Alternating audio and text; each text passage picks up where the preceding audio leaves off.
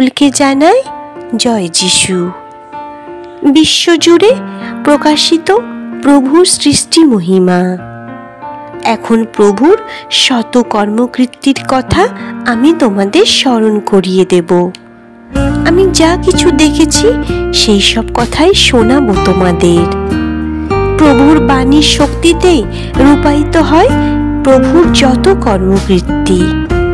সূর্যের আলো সব কিছুর উপর ছড়িয়ে পড়ে।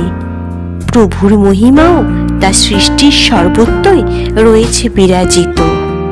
বিশ্বজগৎ যাতে তার মহিমার শক্তিতে সুস্থিতি পায়, তার জন্যে সর্বশক্তিমান প্রভু যে সমস্ত অপরূপ কর্মকৃত্তি সংস্থাপিত করেছেন, সেই কর্মকৃত্তির সম্পূর্ণ কাহিনী শোনাবার ক্ষমতা তার পবিত্র জনদেরও দেওয়া হয়নি।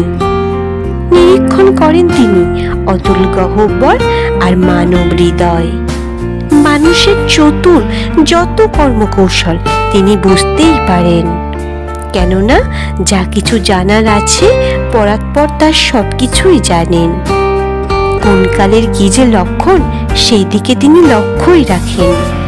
অতীত ও ভবিষ্যতের কথা জানিয়ে দেন তিনি। যা কিছু গোপনে আছে তার নানা আভাস দিয়ে থাকেন তিনি। কোনো চিন্তা তার কাছে অজানা থাকে না, কোনো কথাও থাকে না লুকানো।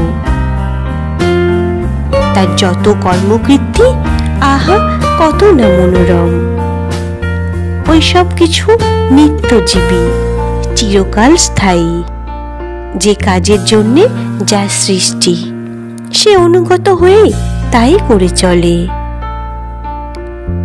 এখানে সবকিছুই জোড়া করা আছে, একটিকে অন্যটির বিপরীত করে রেখে দেওয়া আছে। প্রভু অসম্পন্ন রাখেননি কোনো কিছু।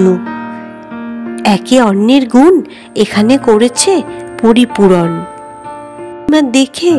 দেখেও কেই বা ক্লান্ত হতে পারে? আমেন।